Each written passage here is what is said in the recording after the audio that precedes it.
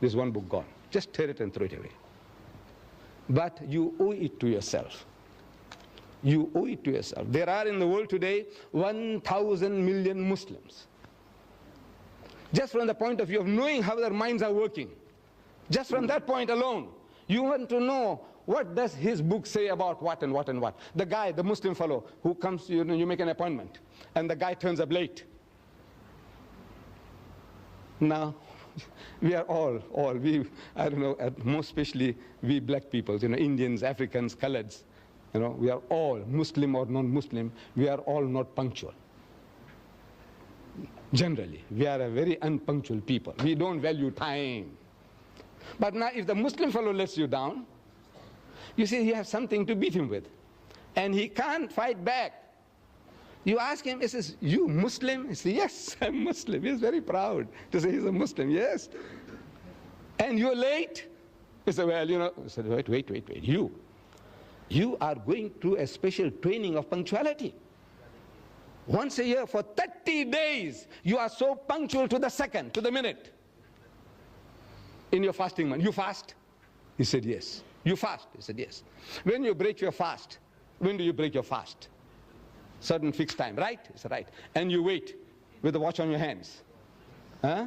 Or in the mosque you wait for the muazzin to give the azans. Allah, immediately you break your fast. Right? Or in the old days, I used to live here as a young boy in Prince Edward Street, and we wait.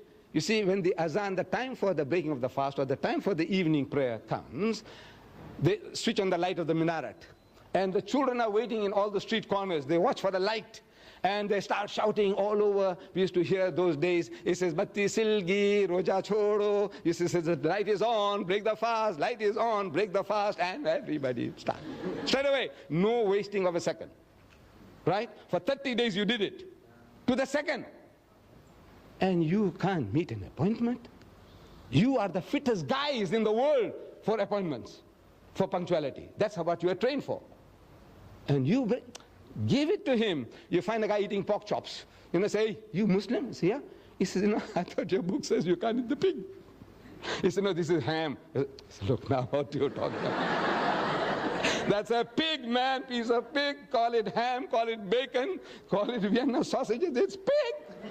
Tell him so. So, can you see now, if you just know, it puts you on a better wicket.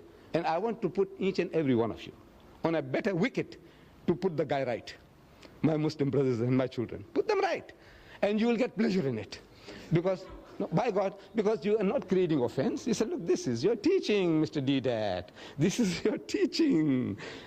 So, this is what I'm offering to you. This book, it's a book of ornamental for you from the knowledge point of view, the psychology of man, about religion in general.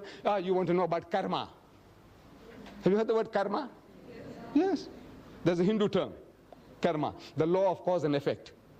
The law of cause and effect. That every action has a reaction. Beautiful. We believe in that. Everything you do, it has its repercussions. Karma. You want to know about karma? Open K in this book, and you say about karma. You want to know about lingam? I don't know whether you know. Look under L, you'll find lingam there. In this book, believe me. In this Quran, what do you want to know? So you owe it to yourself that you take this little trouble of carrying this card and going along and redeeming it for this book, absolutely free of charge.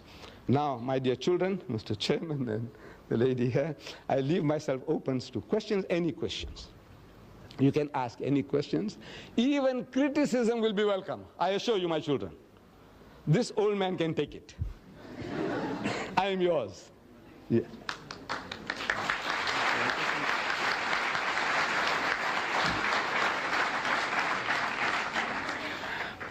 Thank you, Mr. Deedat, for that rather enjoyable and enlightening talk. Please feel free to ask Mr. Deedat any questions whatsoever.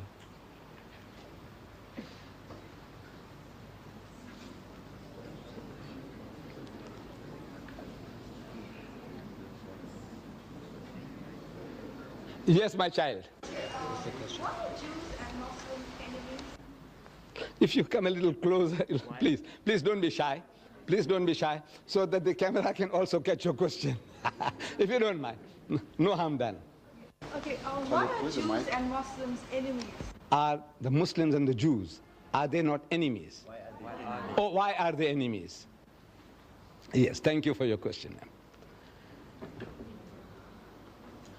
Now, we as Muslims and Jews, or Muslims and Christians, or Muslims and Hindus, we are not enemies to one another. But we are at war. The Jews and the Muslims are at war. What are they fighting about? They are fighting for a piece of land called Palestine. My brothers, the Arabs, they say Palestine belongs to them. My cousins, the Jews, they say Palestine belongs to them. It's a battle for the land. You have between brothers and brothers. Brother, they're all, among us especially. Father dies, and you find that this estate can't be settled. They must go to court. They must go to court. The dividing the shares, the inheritance. There's a war after war. Every Indian, I'm talking about the Muslims. You see, I don't know about the Hindus so much. But I know my own people. You have to go to court. You have to go to court. So this is brother and brother. We are brothers and cousins now. And both are claiming the same piece of land. What are the rights and wrongs of it? Now that is something that we can discuss. We can talk. For example, I'm talking to the Jews. I said, come and talk to me. I'm talking to the Jews. I've spoken to them at the University of Cape Town. I've spoken to them here at the Natal University. I have had so many discussions with them. I have written a book, Arabs and Israel, Conflict or Conciliation, and I sent it to every influential Jew in the country, in South Africa. The reaction was, they want to kill me, they want to bomb me. I said, come, talk to him. So I got it all recorded, when they phone up and they use abusive language and what they're going to do to me and all that. I said, come and talk. Because my book says, call them. Call people to a dialogue. Come, let us talk. See if we can see reason. So it is not Muslim want to kill Jews or Jews wanting to kill Muslims. Because we have lived together, Muslim and the Jews, for over 1,000 years, no problem. You see, in Spain, the Muslims ruled Spain for 800 years. And the Jews were the second highest in the hierarchy, doing work among the Muslims. The greatest achievement of the Jews was by the Jews in Spain under Muslim rule. And for 1,000 years, when the Christians were persecuting the Jews, and when they ran for shelter, protection, refuge, they went to Muslim lands. And every Muslim country accepted them with open arms. Say, ahlan wa sahlan. It's a family and plain, come and live among us. We are the children of the same father, Abraham. Abraham had 2 sons, Ishmael and Isaac. You are the children of Isaac. We are the children of Ishmael. As such, we are brothers. Come live together. And they lived for 1,000 years, not a single riot against the Jews, not a single, nothing. The only time the problem started was with Palestine. When the Jews, they went to seek shelter there, and they went, and they filled up, and then they said, now we will take over. For the first time, the Muslim wakes up to the reality. He says, now everything, this guy is going to take it over. Inch by inch, the guy's got in. Now, he's got the backing of the Western nations, and he's technologically is more advanced than the poor Palestinians, illiterate, ignorant people, and he says, now these are easy meat for them.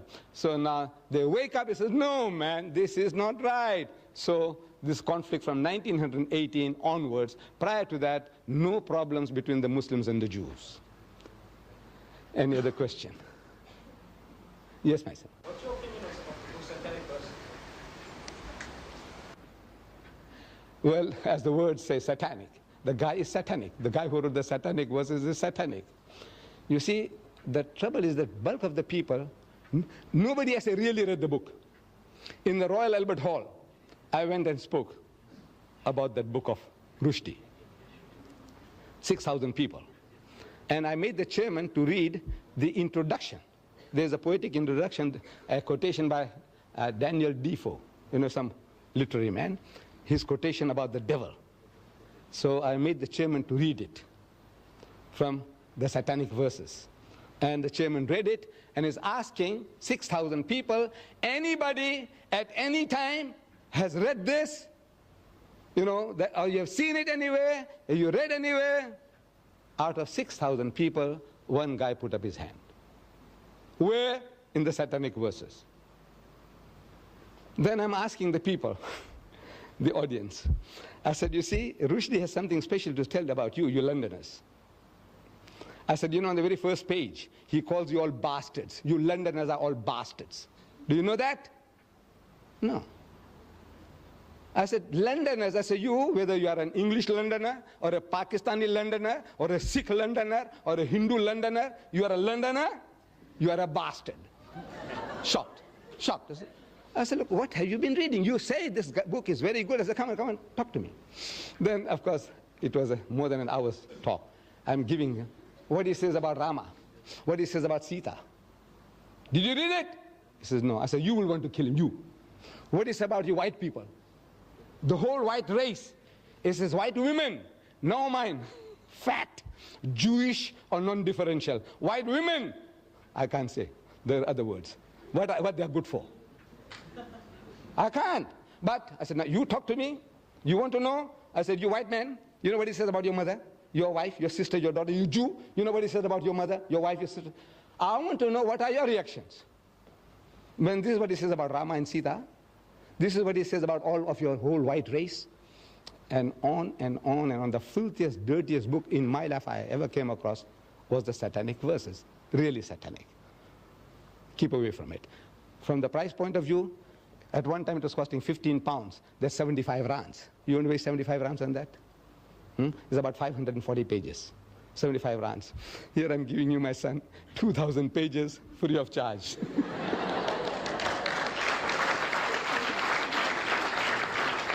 Yes. Deedat, just a while ago, you told me that Allah is very merciful and ever merciful.